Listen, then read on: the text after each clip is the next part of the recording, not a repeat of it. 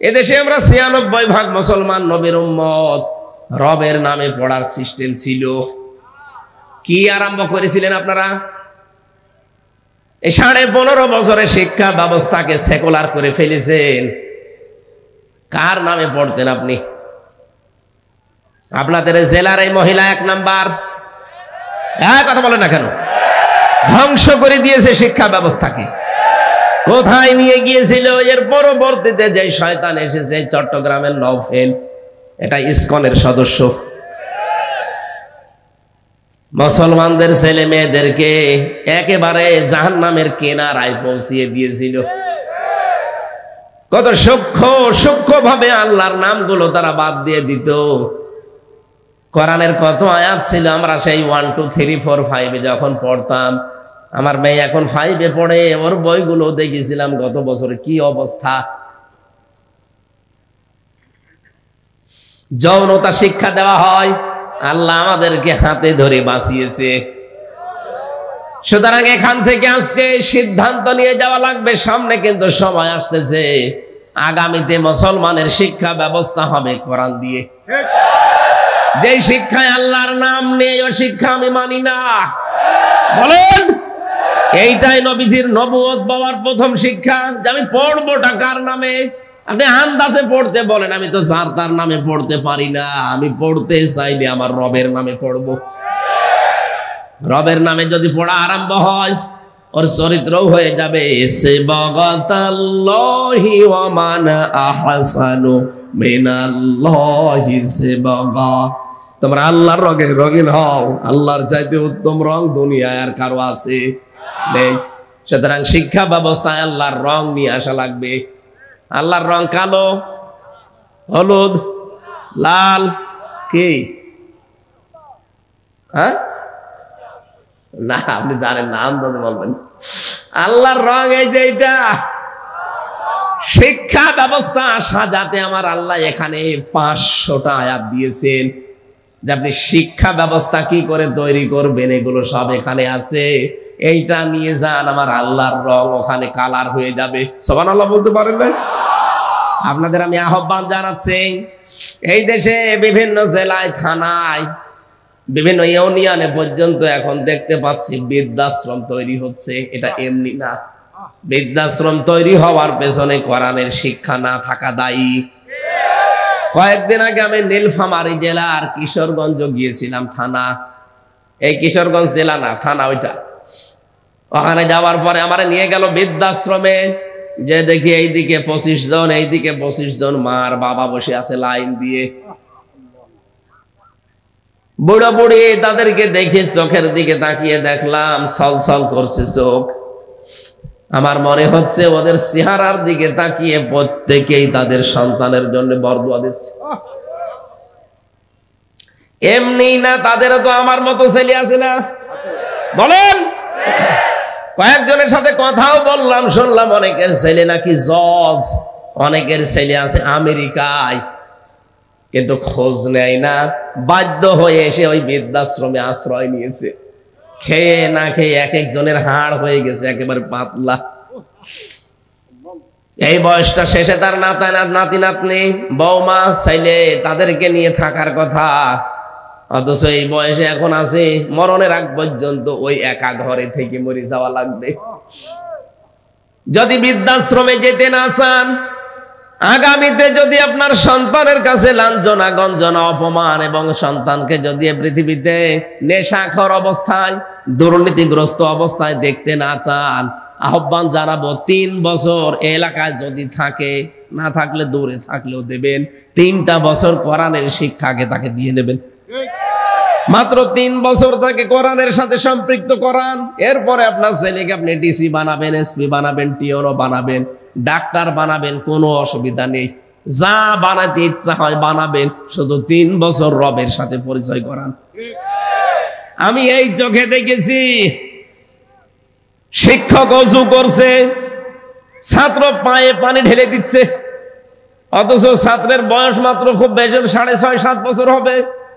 এতটুকু ছাত্র পায়ে পানি ঢেলে দেয়, কাদা লেগে আছে, তারপরে নিজের এই ছোট্ট কচি হাত দিয়ে কাদা ছাড়িয়ে দেয়। অথচ এখনো কোরআন শরীফও ধরেনি, কেবল কায়দা পড়ছে আলিফ বা তাসা। আমি এই চোখে দেখেছি। বিশ্ববিদ্যালয়ে ক্লাস চলছে, জাহাঙ্গীরনগরে ছিলাম তখন, ক্লাস চলছে বিশ্ববিদ্যালয়ে, মাস্টার্সে ক্লাস চলছে, ছাত্র জুতা খুলে শিক্ষককে পিটাচ্ছে, শালা তোরে মেরেই ফেলবো। শিক্ষক বলছে, বাবা তুই আমারে ছেড়ে দিয়ে, আমি আর জীবনে ক্লাস নেব না। তোরে বলেছিলাম আমাকে একটা সিট দিতে, তুই দিলি না কেন? তোরে মেরেই ফেলবো। ওইটাও তো ছাত্র, এইটাও ছাত্র। ওইটা অলরেডি মাস্টার্স করার পরে জানোয়ার হয়ে গেছে, আর এটা কেবল মক্তবে গেছে, মানুষের মতো মানুষ হচ্ছে। এর ভেতরে কোরআন আছে, ওর ভেতরে কোরআন নেই। এজন্য কোরআন মানুষকে কোথায় নিয়ে যায় আপনি দেখতে পেয়েছেন? নবী মুহাম্মদুর রাসূলুল্লাহর জন্য পর পর 3 বার কিন্তু পড়েননি। তিনি জানাতে চেয়েছিলেন কিয়ামত পর্যন্ত আমার উম্মত বলে যারা দাবি করবে এরা আল্লাহ বাদে কারো নামে পড়বে না। ঠিক আছে না কথা? এখন থেকে আল্লাহ ছাড়া কারো নামে পড়া যাবে না। কিসের বাবার নাম, কিসের মায়ের নাম? নাম হবে কার? যিনি আমাকে বানিয়েছে তার নাম হবে বিইসমি রাব্বিকা আল্লাযী খলাক। আমি পড়বো তার নামে যিনি আমাকে বানিয়েছেন। পড়বেন কিসের সাহায্যে? আল্লাযী আল্লামা বিল কলাম, যিনি আমাকে কলমের দ্বারা শিক্ষা দিয়েছেন। এখন তো কলম খাতা বইয়ের শিক্ষা আস্তে আস্তে বাদ হয়ে যাচ্ছে। ডিজিটাল হতে হতে, আধুনিক হতে হতে এখন এগুলো সব বাদ। এখন বইয়ের সাথে, খাতার সাথে, কলমের সাথে আমাদের সম্পর্ক আস্তে আস্তে শেষ। আমরা সব হয়ে গেছি ডিজিটাল। কথা বলেন না কেন? এখন লাইব্রেরির সাথে আমাদের সম্পর্ক নেই। আগে বিশ্ববিদ্যালয়ের কেন্দ্রীয় লাইব্রেরিতে দেখতাম ঘন্টার পরে ঘন্টা, 24 ঘন্টা অনেকে পড়ে থাকতো। এক একটা নোট করতে হলে অন্তত 50টা বইয়ের রেফারেন্স দেওয়া লাগে। এখন যারা পাশ করে আসে দেখি না, এদের 50টা না, একটা বইয়ের আধ দেখো পড়া লাগে না। এজন্য আমাদের উচিত হবে এখান থেকে শিক্ষা নিয়ে যাওয়া। আজকে থেকে যতদিন বেঁচে আছি, ছেলে মেয়েদেরকে পড়াতে হলে কার নামে পড়াবেন? যেখানে আল্লাহর নামে পড়া নেই ওটা বাদ, ওখানে আমি যাইতে পারি না। পরবর্তীতে আমার ছেলেও মাস্টার্সে পড়ে দেখা যাচ্ছে শিক্ষককে জুতা দিয়ে পিটাচ্ছে। নবীজি ওখান থেকে আসলেন, ভয়ে থরথর করে কাঁপছিলেন। ভালো করে বুঝবেন, আমি কিন্তু 2টা পয়েন্ট নিয়েছিলাম। যে প্রথম আয়াত নাজিল হওয়া ইকরা বিইসমি, অথচ সূরা মুদ্দাসসির ইয়া আইয়ুহাল মুদ্দাসসির এটাও প্রথম আয়াত। কেন 2টা ঝগড়া লেগে যাচ্ছে না? ওখান থেকে আসার পরে বললেন সাম্মিলুনি ইয়া খাদিজা, আমাকে ঢেকে দাও খাদিজা, আমি ভয় পেয়েছি। এবার আসেন মূল কথায়। হযরতে খাদিজা ওই দিন তার স্বামীকে বলেছিলেন, ইয়া আবুল কাসেম, ইয়া আবুল কাসেম, হে কাসেমের পিতা, আমার স্বামী, আপনি ভয় পাবেন না। কেন ভয় পান? ইন্নাকা লা তাসিলুর রাহিমা, আপনি তো রক্তের সম্পর্কগুলো ঠিক রাখেন। স্ত্রী স্বামীকে উপদেশ দিচ্ছে যে আপনি ভয় পাবেন না, গ্যারান্টি দিচ্ছে যে কিসের ভয় আপনার? ইন্নাকা লা তাসিলুর রাহিমা, লামে তাকিদ দিয়ে জানিয়েছেন অবশ্যই আপনি রক্তের সম্পর্কগুলো তো দুনিয়ায় ঠিক রাখেন। স্বামী আমার, বিশ্বাস করেন যারা রক্তের সম্পর্ক ঠিক রাখে তাদের কোনো ভয় নেই। তাদেরকে আমার আল্লাহ ভয় দেখাতে পারে না। এখান থেকে মাসলা বের হয়, যারা রক্তের সম্পর্ক ঠিক রাখবে না তাদের প্রতি আল্লাহ বিভিন্ন রকমের ভয় চাপিয়ে দেবেন।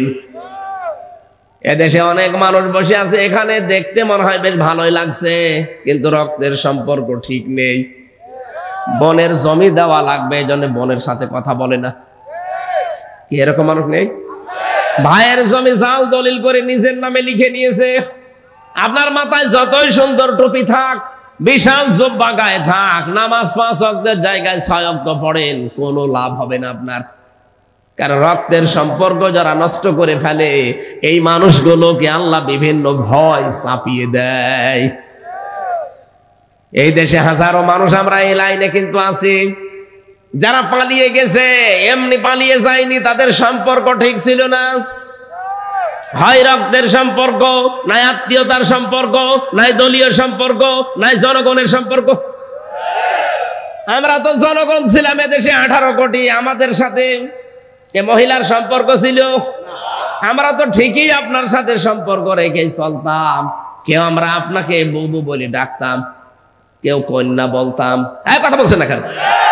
কন্যা বলতাম না? মানুষ কন্যা নাম দিয়েছিলাম আপনাকে।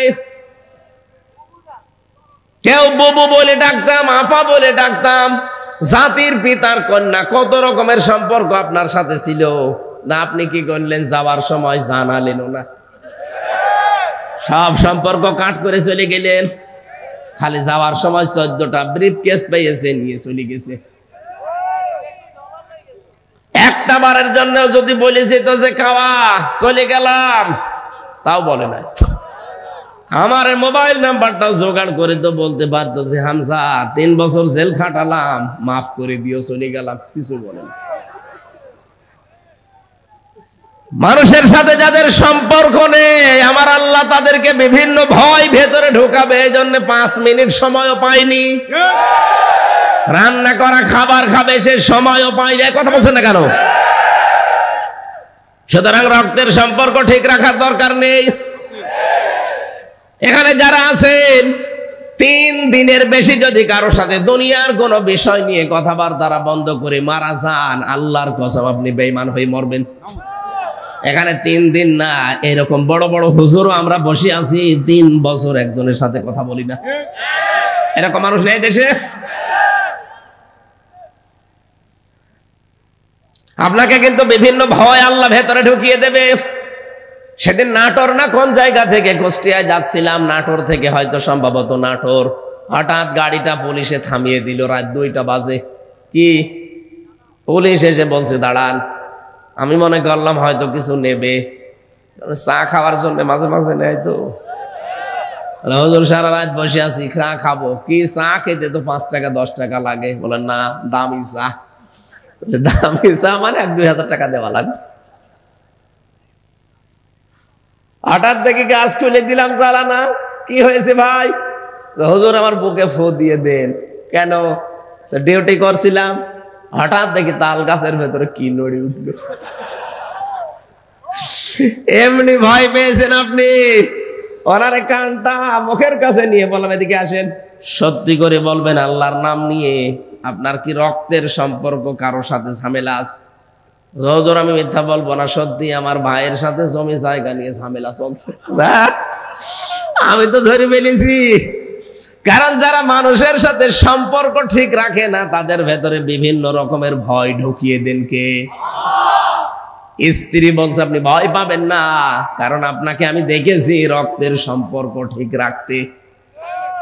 চাঁদপুরবাসী, অথচ আজ বাংলাদেশে বহু আলেম, বহু খতিব, বহু পীর সাহেব, বহু মুসলমান আমরা আছি, শুধু স্ত্রীর কারণে আমরা রক্তের সম্পর্ক ঠিক রাখতে পারি না। এরকম বহু দেশে নেই? বর বোন রক্ষা করতে গিয়ে স্বামী শেষ পর্যন্ত নিজের ভাইয়ের সাথে সম্পর্ক খারাপ করে ফেলে না? আমার ভাই এই এলাকায় নেই সব। নিজের বোন একটু বাড়িতে আসবে, কয়দিন থাকবে না, বোর অত্যাচারে আমার বোনের হক আমি আদায় করতে পারি না। সম্মানিত মা বোন যারা এসেছেন, আল্লাহর কসম করে এই যে কোরআন শরীফ সামনে নিয়ে বলছে আমি একজন স্বামী, জীবনও আপনি স্বামীর মন পাবেন না যতক্ষণ আপনি স্বামীর বোন, স্বামীর ভাই, স্বামীর মা বাবার সাথে নিজের মা বাবার মতো আচরণ না করবেন। এর সাথে আপনি একমত নেই? কারা কারা এর সাথে একমত আছেন? স্বামীরা দেখে, এই স্বামী বাদ দিয়ে হাত তোলার দরকার নেই।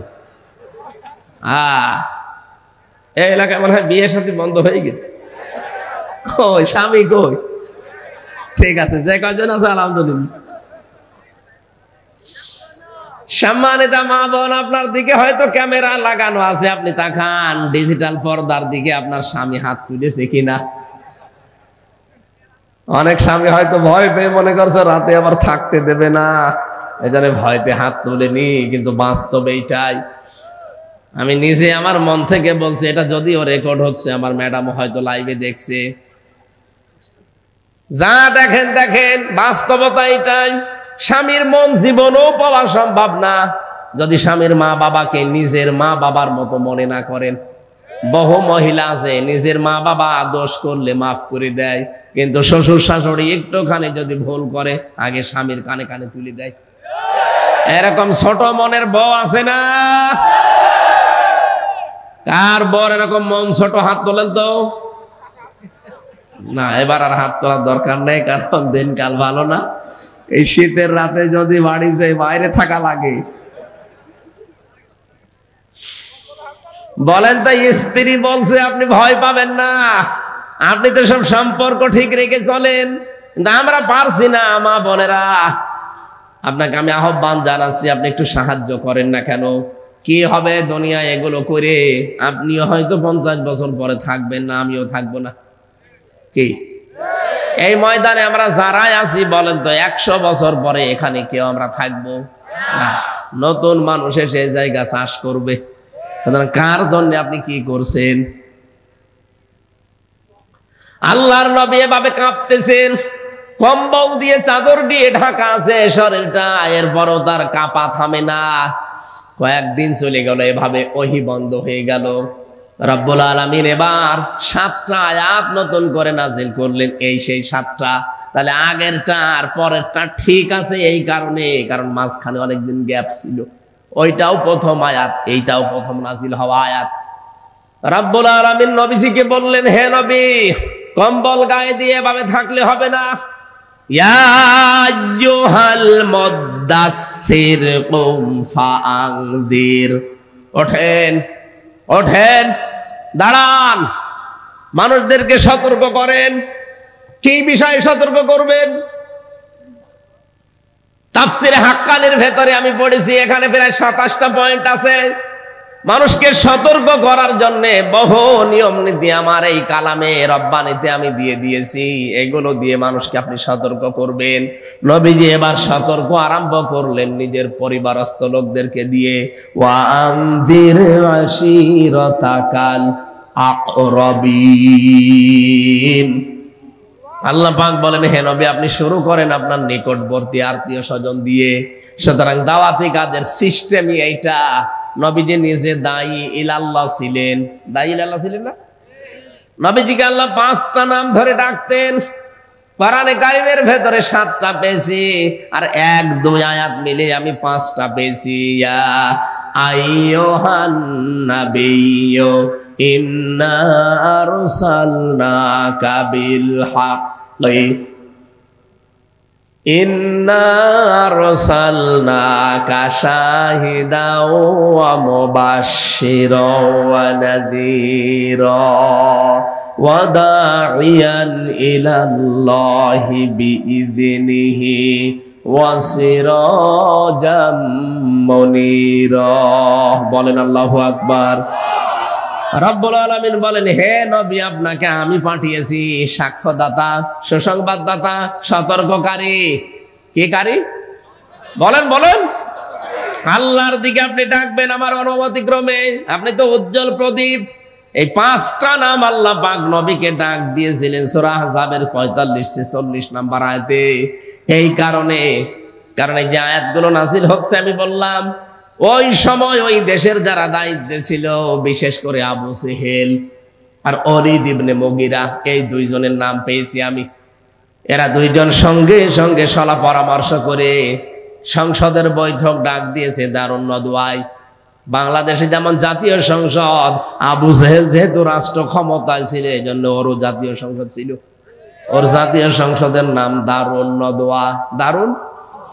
এখানে ডাক দিল এমপি মন্ত্রী যারা আছে তাদেরকে, সংসদ সদস্য যারা আছে তাদেরকে ডাক দিয়ে তড়ি ঘড়ি করে বলল, আজকে আইন পাশ করা লাগবে। মোহাম্মদ দেখছে নতুন নতুন কথাগুলো মানুষকে শোনাচ্ছে। ওর কথার যে ভাব, ওর যে ব্যবহার আচরণ, মানুষ কিন্তু সামনে হজের মৌসুম, সারা বিশ্ব থেকে মানুষ আসবে আকৃষ্ট হয়ে, দলে দলে আমাদের ধর্মের লোক কমে যাবে। এটা সারা দুনিয়ায় কিয়ামত পর্যন্ত, দুনিয়া তৈরি হওয়ার পর থেকে আজ পর্যন্ত, এখান থেকে কিয়ামত পর্যন্ত রাষ্ট্রীয় ক্ষমতায় যারা আছে তাদের ভয় এইটাই।